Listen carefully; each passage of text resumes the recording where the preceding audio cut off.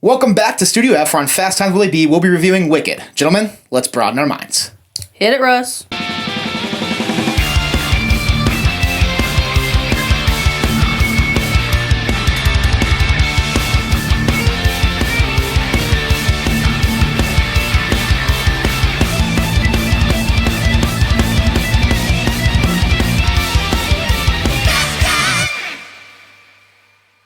Welcome back to Fast Times Willy B. I'm Willy B. I got Rachel with me. Rachel, how you doing? I'm so good. How are you? I'm doing well. Great. So, Rachel here is... You reached out to me, but I actually intended to reach out to you.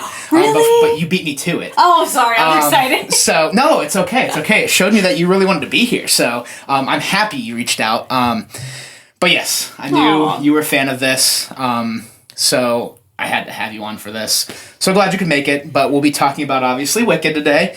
Directed by John M. Chu, based on the musical that came out, 2003, I think? So now a musical that could drink a beer. That's how old it is. So crazy to think about that. We got Ariana Grande. We got Cynthia Erivo as our main two characters. We've got Michelle Yeoh, Jeff Goldblum, amongst a cast full of very, very good actors. So we'll start with the good, and I'll let you start. Where do you want to start with this one? Where do I start? I really went into this movie wanting it to pay homage to the musical. Yes. Since this is an iconic musical, and I wanted to make sure that it was in the right hands. And let me tell you what, John M. Chu was the right hands. He did everything that I could ever want for it. I only have good things to say. Yeah. Ariana Grande was such a fantastic choice because she's been a fan since forever. I thought that was cool. I saw that. I thought that was really cool to kind of incorporate, give it to somebody that has a passion for it. Exactly. And for me, it was no other choice. Yeah. It was her for Glinda or nobody. Yeah. Sorry. But, and then Cynthia Erivo, oh my God. She's a powerhouse. Yeah. Powerhouse. Yeah. Jeff Goldblum, of course. He's Jeff Goldblum. I love Jeff Goldblum. How can you, hate that? I mean... And him as the wizard, that role was made for him. Yeah, so obviously, I feel like I was first introduced to him with either Jurassic Park... That was one of the first movies I've ever watched. So I was either introduced with him on that or Independence Day, I feel like. Okay. But everything he's in, I love Jeff Goldblum. Phenomenal. The Fly, I don't know if you've ever seen that movie. Very heartbreaking movie, but he steals the show in that one. I wouldn't say he stole the show in this one, because obviously... Our two leads did a great job. Yeah. But Jeff Goldblum, I agree. I loved him as well. He's just he's got that charismatic, witty, weirdo feel to him. And I thought it was perfect for the wizard. I also feel like whenever Jeff Goldblum plays a character, it's just him. There is no character development. No, it's just him. Yeah. And he's one of those characters I like when he plays himself. A character we talked about recently because a movie came out with him in it. The Rock plays himself in a lot of his movies, and it's kind of getting to be too much now. Jeff Goldblum's one of those ones that plays himself, and you just can't get tired of him. Right, exactly. It's just, he's the man. So I really liked him as the wizard, too, I agree. Yeah. The acting all around was fantastic. Michelle Yeoh, she kind of threw me. I mean, she had me convinced that she was just kind of this, iconic teacher, and obviously she hooked on to Elphaba because of what happened at Shiz on the first day. But she's also kind of was that jerk the whole time to Glinda. And then all of a sudden she twists up at the end and you're like, holy shit, she's in it all along. She's just a bad person all around. True, exactly. Exactly, dare I say, almost as bad as the wizard. Yeah. Yeah. Well, I knew that going into it because I'm a big musical fan. Yeah, see, this is where it's cool. This is why I really wanted you on, because you'll be able to, one, fill holes for me that maybe I don't understand, but two, we'll have that dynamic where I'm going into this okay, this is the first time I'm ever seeing this. You're going into it okay, this is what I'm expecting from this. And that's why I feel like this movie was so hard and it took so long to make, because people's expectations. Yeah. It was so hard to make this movie correct, if you will. Because people had so many expectations, and I don't know, I felt like everything was perfect. Yeah. That's just my opinion, but... No, I mean, I'm glad you really enjoyed it, obviously, because... Oh my God, I was so nervous. This was probably your movie of the year, I anticipate. Oh, absolutely. This was almost as big as Endgame for me. Yeah, okay. So this is huge. Yeah. But no, I mean, you talked about putting it in the hands of somebody with a passion for it. That Endgame's like a perfect example. We love, in comic books, we love when you hand a movie to somebody that reads comic books. Exactly. James Gunn taking over DC, that's going to be really exciting. What he did with Guardians was great because he has a passion for it. Mm-hmm. And you can see that a lot of the people on this project had a passion for it. Oh my God, yeah. I'll have, I guess, some things to say in the slight, just maybe because, I don't know, I grew up more with The Wizard of Oz and I don't have the knowledge of Wicked, but a lot of this movie isn't good for me as well. I think this movie was stunning. Oh my God, as far gorgeous. as cinematography and set design goes. Yes. Like, one of my favorite set designs was probably the library with the spinning. So, did you know that the circle, the ladders when they move, it makes Oz every once in a while. Like, every time it turns, it'll make Oz. That makes sense. Yes, that makes sense. I thought the set design of the library was cool. And just all around, I mean, one of my favorite things about watching this was probably the connections it starts to make to the Wizard of Oz. So you kind of hinted towards me that the little cub is the Cowardly Lion. Yes. I'm getting a feeling that, what's his name, Bach?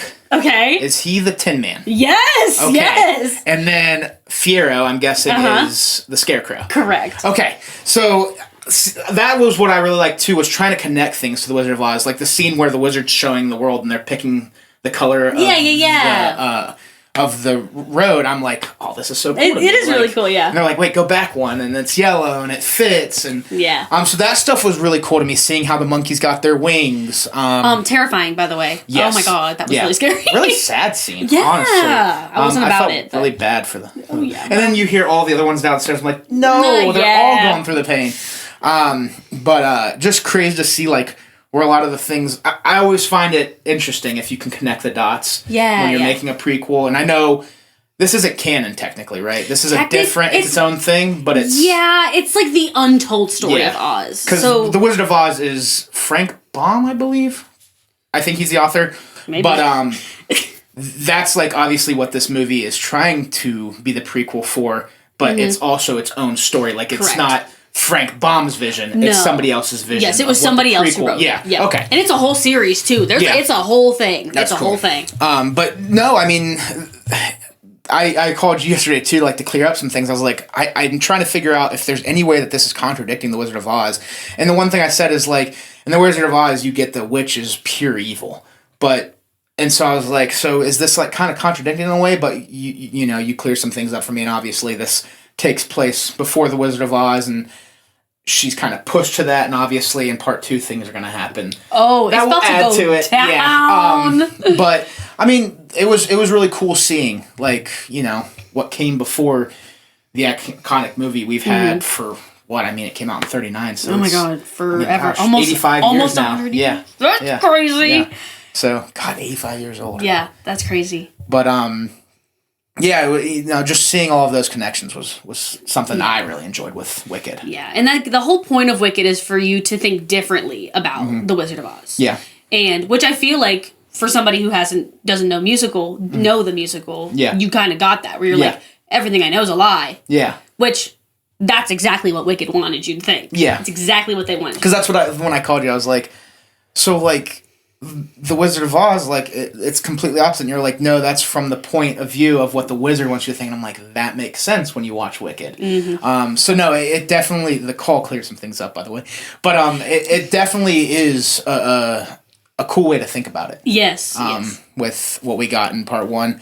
I know you said I kind of wish they didn't break it up, and I get why they broke it up into 2 parts, because it's going to end up being a 5-hour back-to-back. That's my only slight, is that. But doing that, I guess it will leave with questions, so I'm not going to slight the movie for that, because if you don't know the musical, you're going to have questions after this. Right, movie. Absolutely. You are, and I assume most of them will be answered when we get part 2. They should be. So there should be no...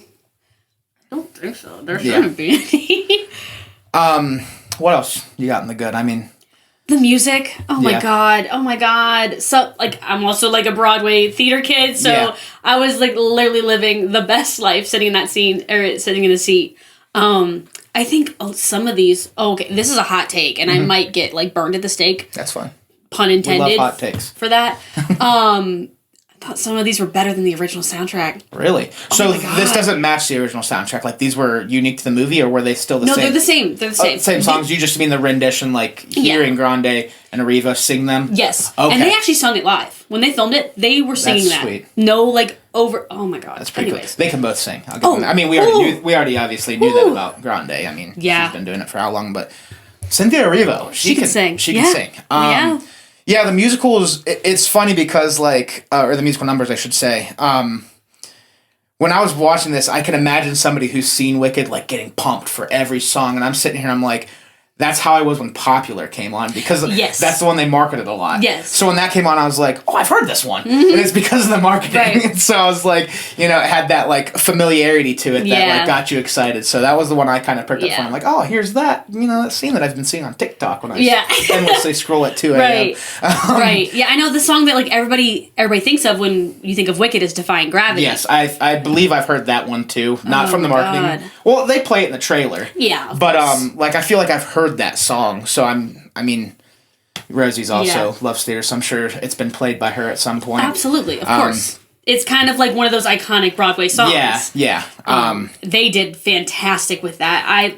Wicked, to me, has always been such a cinematic show. Yeah. And I was like, this has to be on a screen. This has to be. I mean, they really translated cinema. When I say the cinematography and the set design, I can't stress it enough because obviously, especially for 1939, Wizard of Oz, Oz itself is beautiful. It's awesome. But what they were able to do now in 2024 with this was just create this, this dream almost. Oh my god, it was awesome. I think Oz looked great. I mean, Emerald City was gorgeous. The train, and honestly, we already touched on obviously cinematography and set design, but the special effects were pretty good too. I thought the CGI was pretty good. There's obviously a good bit of it in this one, which to make something as spectacular as this, there aren't really flying monkeys in real life. So. Exactly, but we've gotten movies where CGI is heavily present and it can be lackluster. We've gotten movies where CGI is heavily present and it kills it, and I think this goes in that category. I think they did a really good job with the special effects. Absolutely. And kudos to the VFX team. You guys did great. And I mean, if anything else, go to watch this movie just because it's nice on the eyes. Oh my god, it's beautiful. It's one of the most beautiful movies I've ever seen. Yeah. And I think that kind of pays homage to the original film as well, because that was the first film in color. One of the first films in color. It was very early. I think it was the first. I don't want to misquote on I don't that, know though, either. That's why. But I know it was key in pushing. So I think that's why John M. Chu wanted it to be so colorful, and those sets, most of those were made. Yeah. Most of those are real. Yeah. Not CGI, bonkers. Yeah, you know what I mean when I say CGI. Oh, no, yeah, I got you. The monkeys were a big one. To make flying monkeys look as real as they looked. Yeah, that's scary. Yeah. I was scared. But, no, the Wizard of Oz has to be in color. That's 100% fair. Now that I'm looking back at that, I'm like, you couldn't have done that movie in black and white. Oh, absolutely not. And movies after it came out in black and white. So, when I mean, it was one in its own. Me and my buddy have this conversation on what the most iconic movie is, and he throws his hat in the ring for the Wizard of Oz. I personally like to vote for Jurassic Park or Jaws, just because Jaws created the summer blockbuster. Jurassic Park was huge for special effects. Oh yeah, for sure. But I still say, I agree, The Wizard of Oz is up there when you're talking about one of the most iconic films. Oh yeah, absolutely. And I mean, it's why it has a prequel as popular as this in the musical aspect. Yeah. I mean, wow, it was stunning. It was stunning. Award season not too far away from us now. I feel like this will be a movie that has a presence when it comes to cinematography and special effects. Costumes as well. Yes. Costumes. Yes. Oh my gosh, costumes. Yeah, costume was very good as well. It better be. And makeup. And makeup. Oh, Cynthia Erivo, I was convinced she was green the entire movie. So you did that well. And then just everybody, not just her, you really got, again, that Wizard of Oz charm in this movie where it felt like you were in Oz. Munchkin Land was, really cool in the opening scene. And so, costume and makeup both did a really, really great job. And then the story, the story, for the most part, I would throw in the good. Because especially once dots are being connected to me, it's tough to vote on the story just because you're left off with those questions, but you can't penalize it because there's a part 2 coming. Exactly. But now I feel like I'm rambling. What else do you have? You have more stuff than me in the good. What else do you got? I want to shout out Jonathan Bailey. Okay. He played Fiyero. Yeah. Oh my god. First of all, so handsome. Yeah. I don't know what men did to deserve him, but it's okay. We'll let you have this one, I guess. Yeah. We know him from Bridgerton and things, and just his voice, his dancing. I was so like entranced, and like that's exactly what Fiyero's character should be. Is that like Prince Eric? Like you need him to be that way, and I think he did such an amazing job. Yeah, that's why Dancing Through Life, this one is like one of my favorite parts of the movie. That's the library musical number, right? Yep. Okay. Yep, Ozda's Ballroom, the whole thing. Yeah. Like, I was like, oh my god, this is like one of my favorite parts. It's not one of my favorite parts in the musical, but it is in the movie. I would say the ballroom scene was probably my favorite scene in the movie. Oh my god, I cried like a baby. I cried the whole time. With them becoming friends and her getting the wand and all of that. Of course. Yeah, I thought that was a really well done scene, and I loved the setting of that. It was so cool.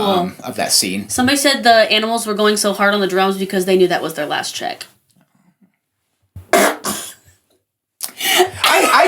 I can't stand for the animal cruelty in this movie, though. Oh, no. Of course not. My boy Peter Dinklage was done wrong. Of course. So that's one of my hopes for the second movie. Like I said, I'm not going to read into this. I'm going to let, obviously, what I can assume, like I kind of assume Bach and Fiera and becoming those guys, but I'm hoping for a little bit of justice for my goat boy, but I'm guessing he doesn't get it. So you're not going to look into part 2. You're just going to go... I'm just going to go in blind. I love that. Yeah. I love that. And then we'll bring you back on when it comes on. And, really? Aww. And we'll wrap this 2-parter up.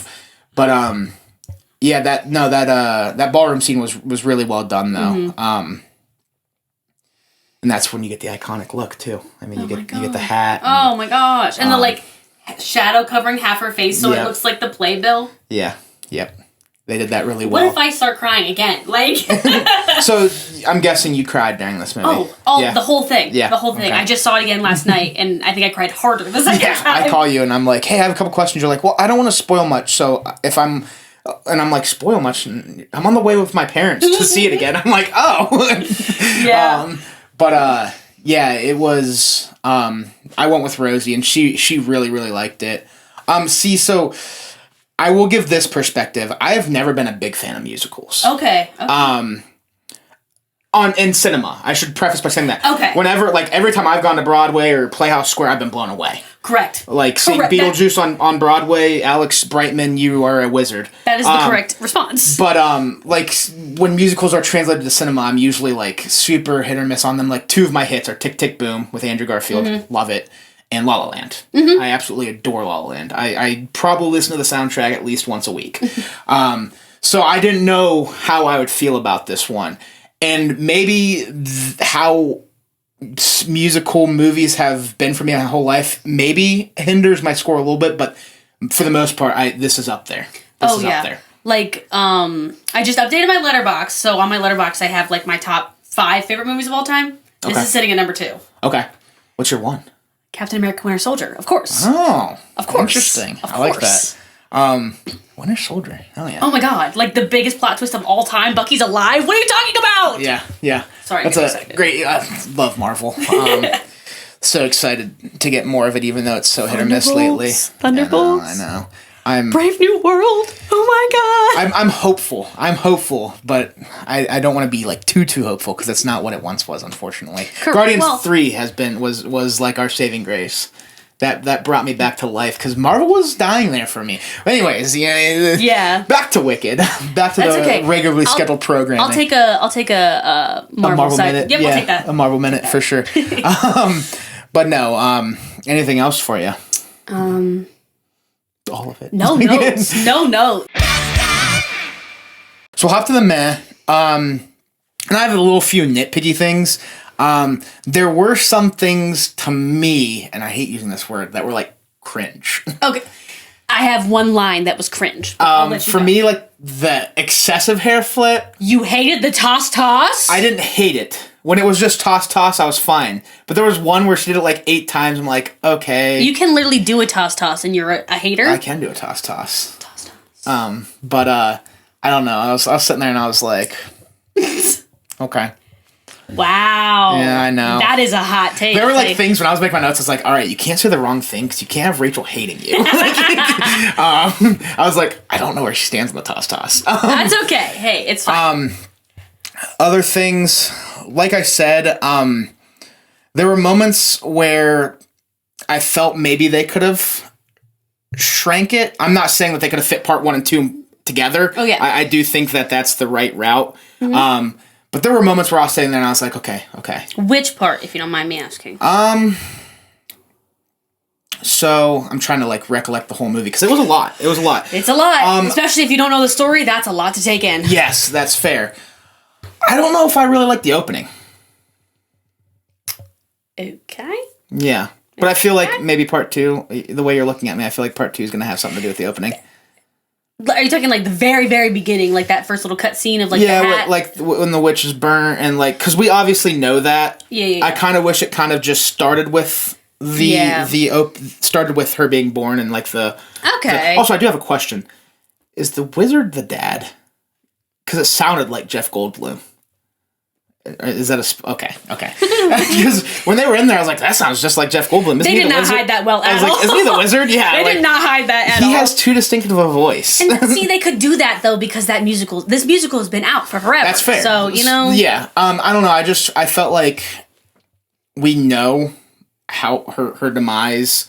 I guess the saving grace from it is you get the question of, weren't you her friend? Yeah. So I guess that's like the... But when it started with that, I was like, oh, I was hoping this would just start with, you know... and then, I don't know, I just feel like there was like... I don't know, I just feel like it was a lot... I feel like you could almost break this up into 3. Really? If you really think about it. Like maybe 3 hour and a half. That might be too much. That might be doing too much. But, I'd sit for all 9 hours of that. I was going to say, I know... Like 3 times. I know you said that if it was just a 5-hour one, you would have been there locked in. That would have been a lot. And that's fine. If they give me like a 15-minute intermission, I'm good. Zack Snyder's Justice League, I was like, this is the longest... And I was enjoying the movie, but I was like, this is the longest 4 hours of my life. So here is another thing with it being 240. I'm a big 90-minute to 120-minute movie guy. Okay. So like once you start getting over 2 hours, it's not that you lose me. I can hold my attention span. It's just I start to get like restless. Yeah. So I think that's another thing, but I'm not knocking the movie for that. I'm just mentioning that. And then there was like story things like I don't know. It really took a lot. Our phone call helped a good bit. It really took a lot for me to get over the fact that the witch is good.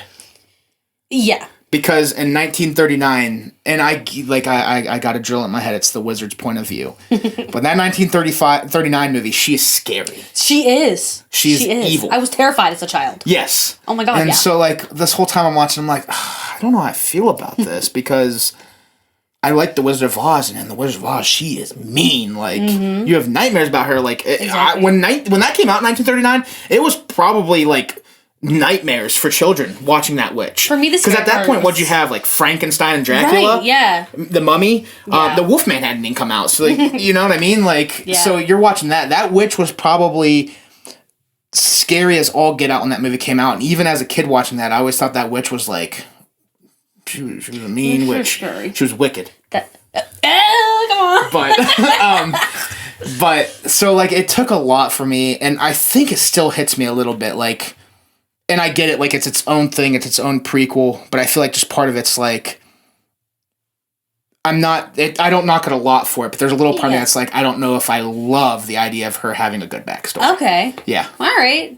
That's fair. But like I said, I still like the movie a lot. Yes. And it's not enough for to really take my score down, but there was just, like, you know, that was something I had to get over throughout the entire movie. I'm watching something like... She's so nice, like, and that's not the witch. Like, and that's why I'm really excited for part 2. Honestly, I feel like I'm really gonna like part 2 even Part 2, more. like in the musical, Act 2 is my favorite. Okay, the just because we're gonna start seeing. Oh that. yeah, this is where like. Oh yeah. Oh yeah. So I feel like, I guess this is good that I feel this way because it's kind of like if you watched part 1 and you felt like this way, get ready for part 2. Almost like. So, I guess it's good to have this feeling. Yeah. Because part 2, That's why it's hard to review this one. It is hard, because you don't have the whole story yet. Right, and I even asked you, like, am I allowed to, like, be talking about part 2? Yeah. And, it is hard for me to talk to somebody who has never, like, seen the musical and then pull those connections, like, oh, is he the Tin Man? And I'm like, do you want me to tell you or not? Yeah. I'm trying to think if there's anything I'm missing that I didn't love or that I would put in this Met category. Do you have anything in the Met category? Yes. I know you said that you have one. Just one. What do you got? Maybe I can piggyback off of it. I almost wish they didn't split it into 2 parts so you didn't even have this dilemma. Because it is really hard for those who have not seen the musical to take this in. Because you're going through the whole thing like, oh my god, The Wizard of Oz is a lie. Yeah. Like, I don't even know what's even happening, and I don't understand. And it kind of, not that it, like, ruins part 2, but, like, you ask the questions to those people, like, what happens? And you spoil it, you know? Yeah. But it's almost kind of like you can, like, look forward to that, though. Yeah. So, like, I'm looking forward to seeing how they make Buck the Tin Man. I know. Me too. I know how when I started connecting those dots, I was like, I'm really interested to see how it happens into the transit, like how they pull it off, like the transition. Yes. I'm excited to see how they portray it. I know exactly, like, how it happens. Okay. Same with, like, Fiyero too. So you're interested to see, like, what route they go as far as the looks go. Yes. That would be cool too. Yes. I mean, we can obviously you see that pan out of them at the beginning, which I thought that was cool. Yes, love that. And you can see, like, obviously the lion looks like it's not standing up on its hind leg. Why? Like, it's not doing that. But but yeah, I'm interested to see too what the Scarecrow and do they go like very Wizard of Oz look, or that's another thing, you know, to kind of backtrack that I liked the wizard, how it's like almost like a mechanical thing. So that is how it is in the musical. Okay. And that was just like a perfect, like, such a great tie into the musical. Yeah. Because in the musical, he sounds like that. Yeah. And it is so scary when you're sitting in that seat. You're like, oh my god. I love when he starts talking in his normal voice. And I'm like, it's Jeff Goldblum. It's the dad. Yeah. No, seriously. Well. Yeah. I don't know. Hopefully, I didn't ruin that for anybody. I mean, obviously, there's spoilers on this video, but I caught that immediately. I was like. Like green elixir. Come on. That was Jeff. Come on. Yeah. Another thing, this isn't really, I'm knocking the movie for this. I don't like the dad. Like the... Oh, of course. The governor of Munchkinland? Yeah. Dude, he sucks. He's an a-hole. He sucks. He's so mean to... First of all, why is he talking to Elphaba like that? Yeah, he's so mean to her for no reason. I almost said Cynthia, because that's her. Well, that is her. But I was like... And I get it. I mean... So does he know that he's not the dad? I don't think so. I don't think so. He just shits on her for being green. Correct. And that's so messed up. And because of, like, Nessa with the milkweed plants that made the mom chew. That makes sense too. That's why he's kind of like... Yeah, but even before her, like, he was like, get her out of here when she was born. She was green. First of all, Dulcie Bear. Amazing. Love her. But yeah. Love her. But I was like, man, he's... kind of the worst. Butthead. Yeah, that part. To keep it PG. Keep it PG. I literally just said the F word like 2 minutes ago. He's a butthead. I called somebody a butthead today. I called butthead. It doesn't matter. It's a fun word. It really Even is. when you're 25, right, you're exactly. like, just call somebody a butthead. And they're always like... Then they get a laugh out of it, and then, like, if you had any issues, it's over. Yeah, it's fine. You know? Don't worry about it. But yeah, I would say the biggest thing was trying to, like, come to terms, though, with, like, okay... which is good for now. Mm-hmm. And just, you know, like you said, not having that knowledge, it really does, like, it creates that feeling of, like, you're trying to figure out if this is contradicting the Wizard of Oz the entire time. Yeah. I am really excited for part 2. When this movie was first announced, I'm not going to lie. I wasn't necessarily very excited. Really? Okay. Because... I didn't know how I felt about Grande, because at this point I didn't know how obsessed she was with all of that. So I was like, okay, we'll see. I mean, she can sing, so at least she has that going for her. Mm-hmm. And then I knew there was like some tension on set, and then I was like, I saw it was 2 hours and 40 minutes. I was like, gosh, that's a long movie. It's part one. And so, like, all of these things are happening. Like, I'm watching this one for business. But I will say... For business. Yeah, that's what I like to say, even though I'm not making money on this podcast. Okay. But Hey, we're just here for the vibe. Exactly. But after seeing it, like, it's worth the watch. I'll say that. 100%. It's worth the watch. It's worth the watch. Even if you're, like, not a fan of the musical. Because everybody knows The Wizard of Oz. Everybody. Yeah. So you should just go for the Wizard of Oz aspect. Yeah. So you want to hop over to final thoughts then? Because we don't have anything in the bad. I think anything I have to knock on this movie would be, I would say, is just like, meh, you know? Yeah. So I don't have anything that was done wrong. Like I said, this is, on the technical standpoint, done really, really well.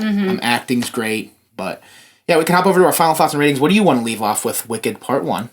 And what do you give it out of 10, which we've already... Sorry, I did already say that. It's fine.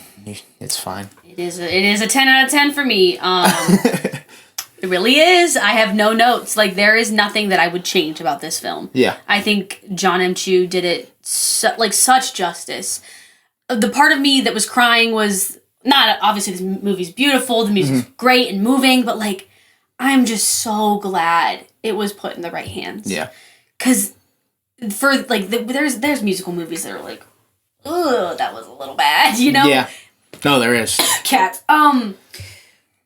Sorry, my bad. Sorry. You're good. But I was just, like, I'm just so thankful that it's perfect. It's literally perfect. I have nothing bad to say about this film, and I'm really glad that, like, you watching as not a musical fan are like, I can't wait for part 2. Yeah. That's exactly what I think it's the combination of, like, all right, maybe it can convince me more on The Witch and answer questions, along with, I mean, like I said, it was really, really well shot. Like, yes. Really, like, stunning when you're talking about the aspect of cinematography and filmmaking itself. One more thing I thought of, in the musical, and like, is it super accurate? Yes. Like lines, not saying shot for shot, but... Lines were very, like... That's what they say in the musical. Okay. I didn't know, like, how, you know, because it's 2 hours and 40 minutes, and I imagine the musical itself, with 2 parts, is not that long, or is it?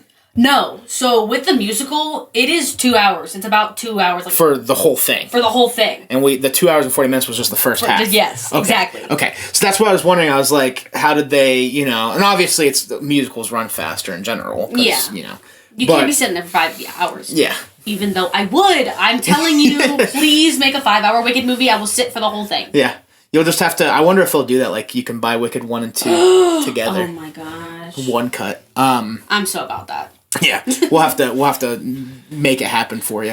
But no, that was another thing I was wondering, like, how spot on it was. Like, did they do their own creative thing, or are they basically following what this musical is? I'm telling you, like, line for line, like, can I call you Elfie? Well, it's a bit perky. Like, that is line for line. Yeah. To backtrack to the Met, I guess, like, again, I hate using this word. I need to look up what's synonym for cringe. But as somebody who is not, you know, immersed into the musical as you are, there are other aspects of the movie that I was sitting there and I'm like, okay. And maybe it's just me being a 25-year-old boy too, you know? Yeah. You know, like... This is for the girls and the kids. I go to Jurassic Park, you're probably like, oh, that's dumb. And I'm like, dinosaurs! Like, you know what I mean? So, like... but, you know, so there were other things that I was like, it maybe didn't hit me as hard as it would hit somebody else, just with the taste of the movie. Because, like, even... I as high as I regard The Wizard of Oz as iconic, it was never one of my favorites either. You know what I mean? Yeah, like, it was just something that I was like, I respect it for what it is, and I enjoy it a good bit, but there's movies I'd rather watch. Yeah. It's just a taste thing. So, like, that's the other thing, I guess, for taste things, it wasn't my taste, but I still found myself enjoying the movie. Good, yeah. So that's good. You know. And not everything's my taste. Not everything's your taste. Correct. You know? So that's the beauty of movies. And that really is. It really is. And then when you can respect people's opinions too, that's when it gets even more beautiful. Because we are all allowed to have opinions. Correct. But for my score, so like I give The Wizard of Oz an 8. And I would say I like that one just a little bit more. But I don't even know if I want to go down to a 7.5 though. Or if I just want to give them both an 8 and say that's a better 8. I'll just say 8. Because I do think for the technical filmmaking side of things, it is so well done that it's hard to, like, give it any lower than an 8. You know what I mean? So I'll go 8 out of 10. 8. Love it. So for an average of 9 between us. Yeah, that'll do. But no, like I said, I'm glad I went and saw this, even though I wasn't super high on it. I'm glad I ended up putting how I felt aside and going to check this one out because I did have a good time. And like I said, I'm excited for part 2. Oh my God. So when is part 2 expected? This time next year. Okay, so we can do this all again next year. November of next year? Okay. Oh, yeah. I didn't know if it was like, the Batman where... It's already cut. It's already filmed. Okay. It's already ready to go. So they just film it all at once, I'm guessing, and split it because of time? Yeah. Because, I've been sitting here and I'm like, was the Batman coming out? Like, Batman 2? But that obviously wasn't filmed all in one. No, so, yeah. And, hopefully we can get together for another episode before that. I'll find a way. Yeah. Life will find a way. If another Jurassic Park... Jeff Goldblum. Hey, thank you. Well, that'll do it for Wicked. Rachel, thank you so much for coming on. Thank you. It was a pleasure having you. I didn't want anybody else for this episode. Aww. Thank you all for watching. If you like what you're watching, check out some of these other videos. Hit the subscribe button or follow the social links down below. Let us know in the comments what you thought of Wicked, and we will talk to you all soon. Peace.